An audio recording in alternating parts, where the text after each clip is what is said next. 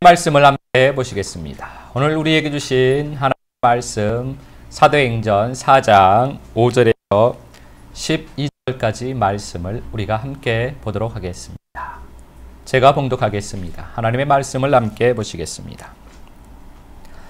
이튿날 관리들과 장로들과 서기관들이 예루살렘에 모였는데 대제사장 안나스와 가야바와 요한과 알렉산더와 및 대제사장의 문중이 다 참여하여 사도들을 가운데 세우고 묻되 너희가 무슨 권세와 누구의 이름으로 이 일을 행하였느냐. 이에 베드로가 성령이 충만하여 이르되 백성의 관리들과 장로들아, 만일 병자에게 행한 착한 일에 대하여 이 사람이 어떻게 구원을 받았느냐고 오늘 우리에게 질문한다면 너희와 모든 이스라엘 백성들은 알라. 너희가 십자가에 못 박고 하나님이 죽은 자 가운데서 살리신 나사렛 예수 그리스도의 이름으로 이 사람이 건강하게 되어 너희 앞에 섰느니라. 이 예수는 너희 건축자들의 버린 돌로서 집 모퉁이에 모릿돌이 되었느니라. 다른 이로서는 구원을 받을 수 없나니 천하 사람 중에 구원을 받을 만한 다른 이름을 우리에게 주신 일이 없음이라 하였더라. 아멘.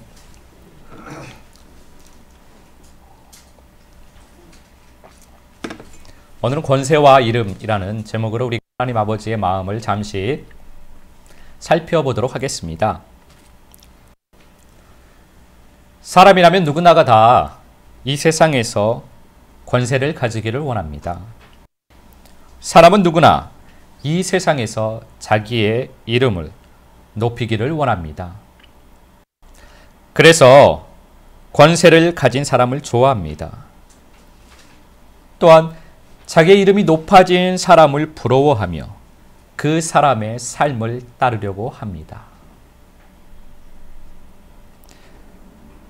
이 세상에서 권세와 높아진 이름이 지금 이 시대에서는 돈과 연결되는 것 같습니다. 결국 우리들의 마음 가운데 권세와 이름을 추구하는, 따르려고 하는 그 마음은 돈을 향하는 마음과 연결되어 있다는 것입니다. 그런데 그것은 세상입니다. 세상에 속한 사람들은 그와 같은 생각을 가지고 그와 같이 살아갑니다. 세상을 동경하며 세상을 바라보며 세상을 추구하며 세상을 따라가고 세상에서 높아지고 세상에서 많은 것을 얻기를 원합니다. 그러나 우리는 세상과 다른 사람들입니다. 우리는 세상과 구별된 사람들입니다. 우리는 거룩한 사람들입니다. 우리는 세상과 생각이 다릅니다. 그래서 우리는 세상과 삶이 다릅니다. 예수님께서 이 땅 가운데 오셨습니다. 빛이 어둠 가운데 오신 것입니다. 그런데 어둠은 빛을 싫어했습니다. 빛과 어둠은 이렇게 자연스럽게 구별되게 되어 있습니다. 억지로 떼어놓으려고 되는 것이 아니고 빛과 어둠은 자연스럽게 갈라지게 되어 있는 것입니다. 예수님께서는 아버지의 말씀에 순종하여 이 땅 가운데 오셨습니다. 그런데 예수님은 이 땅에서 하늘의 삶을 사셨습니다. 이 땅에 오셨는데 이 땅에서 이 땅의 삶을 사신 것이 아니고 이 땅에서 사셨는데 하늘의 삶을 사신 것입니다. 하늘의 삶이 무엇이냐? 하늘의 삶은 아버지와 하나님 아버지와 함께 사는 삶이 하늘의 삶입니다. 예수님께서는 이 땅에서 아버지와 함께 사셨습니다. 아버지의 말씀을 듣고 아버지의 말씀을 보고 아버지의 그 말씀대로 순종하여 하셨습니다. 그것이 하늘의 삶입니다. 그 삶은 어둠인 이 땅의 삶과 구별되는 삶입니다. 그래서 어둠은 빛을 싫어합니다. 어둠은 빛을 싫어해서 갈라지는 것입니다. 결국 어둠은 빛을 자기들과 똑같이 만들려고 합니다. 싫어하고 배척해도 빛이 드러나니까 어둠은 아예 빛을 자기들과 똑같이 만들려고 합니다. 그래서 어둠 가운데, 사망 가운데, 무덤에 빛을 가두어 버린 것입니다. 그러나 참빛은 사망을 이기고 무덤에서 나오게 됩니다. 참빛은 무덤을 나옵니다. 참빛은 어둠을 이깁니다. 그러나 거짓빛은 무덤 속에서 어둠과 함께 살게 됩니다. 빛인 줄 알았는데 거짓빛은 무덤에 들어가 보면 압니다. 무덤에 들어가면 무덤 속에서 어둠과 함께 사는 것은 거짓빛입니다. 그러나 참빛은 무덤을 나옵니다. 어둠을 이깁니다. 사망을 이깁니다. 참 빛이신 예수 그리스도께서는 그래서 사망을 이기고 무덤에서 나오신 것입니다. 그리고 부활 생명으로 사셨습니다. 자녀의 삶, 하나님의 자녀의 삶이 그거다라고 그 삶을 우리에게 보여주신 것입니다. 우리는 주님 사랑 안에서 무덤에서 나와서 빛 가운데 생명으로 살게 됨에 주님에게 감사를 드립니다. 주님께 모든 영광을 올려드립니다. 사도행전 4장 5절에서 7절 말씀 함께 보시겠습니다. 제가 봉독하겠습니다. 이튿날 관리들과 장로들과 서기관들이 예루살렘에 모였는데 대제사장 안나스와 가야바와 요한과 알렉산더와 및 대제사장의 문중이 다 참여하여 사도들을 가운데 세우고 묻되 너희가 무슨 권세와 누구의 이름으로 이 일을 행하였느냐. 아멘. 예수 그리스도의 빛을 받은 제자들을 통해서 예수 그리스도의 생명의 빛이 드러나기 시작합니다. 어둠이 빛이신 예수 그리스도를 이긴 줄 알았는데 이제 빛은 더 이상 없을 줄 알았는데 그런데 제자들을 통하여서 생명의 빛이 조금씩 드러나기 시작합니다. 어둠 가운데 빛이 반짝이는 것입니다. 지금까지 우리가 사도행전 3장까지 우리가 제자들을 통해서 생명의 빛이 드러나는 것을 서서히 드러나고 있는 것을 말씀을 지금까지 보았습니다. 그러자 어둠이 싫어합니다. 겨우 빛을 막아놓은 줄 알았는데 빛이 또 조금씩 나타나니까 어둠이 그 빛을 싫어하는 겁니다. 제사장들과 사두개인들이 찾아와서 제자들을 잡아서 가두었습니다. 다음 날 관리들과 장로들과 서기관들과 대제사장의 문중이 다 모였습니다. 그리고 제자들에게 신문을 하기 시작합니다. 대체 너희가 무슨 권세와 누구의 이름으로 지금 그렇게 활동을 하고 있는 것이냐? 이렇게 그들에게 묻습니다. 그런데 이 질문을 가만히 보면 이 질문을 제자들 말고 또 누구에게 했던 질문 같습니까? 이것은 그들이 예수님에게 했던 질문입니다. 마태복음 21장 23절 말씀 함께 보시겠습니다. 제가 봉독합니다. 예수께서 성전에 들어가 가르치실새 대제사장들과 백성의 장로들이 나와 이르되 내가 무슨 권위로 이런 일을 하느냐? 또 누가 이 권위를 주었느냐? 아멘. 그들은 제사장들과 바리새인들, 서기관들, 유대인들, 관리들, 그들은 빛을 싫어했습니다. 어둠은 빛을 싫어합니다. 그들은 빛을 부정하고 싶었습니다. 자꾸만 빛이 드러나니까 그 빛을 부정하려고 합니다. 마태복음 12장 24절입니다. 제가 봉독합니다. 바리새인들은 듣고 이르되 이가 귀신의 왕 바알세불을 힘입지 않고는 귀신을 쫓아내지 못하느니라 하거늘. 그들은 예수님의 삶을 부정하고 싶었습니다. 빛을 부정하고 싶었습니다. 그것은 빛이 아니라고 말하고 싶었습니다. 그래서 그들은 예수님의 삶은 귀신의 왕의 삶이다. 귀신의 왕 바알세불의 이름으로, 바알세불의 힘으로, 바알세불의 권세를 받아서 사는 것이다. 이렇게 주장하고 이렇게 믿고 싶었습니다. 저것은 빛이 아니야. 저것은 귀신의 삶이야. 저것은 어둠의 삶이야. 그들은 이렇게 주장하고 싶었던 것입니다. 여러분들은 무슨 권세로, 누구의 이름으로 이 땅에서 살고 계십니까? 하나님 아버지의 권세로, 예수 그리스도의 이름으로 살아갑니다 라고 우리는 말하고 싶습니다. 우리는 이렇게 말하고 싶은 마음이 굴뚝 같습니다. 실제로 이런 생각을 가지고 우리는 살아갑니다. 그리고 이렇게 고백을 합니다. 하나님 아버지께서 주신 권세로 나는 살아갑니다. 나는 예수 그리스도의 이름으로 살아갑니다. 우리는 이렇게 믿고 싶습니다. 그런데 우리가 이렇게 생각하고 고백하며 살아가는 것이 맞는 것일까요? 이게 주님 보시기에 맞는 말일까요?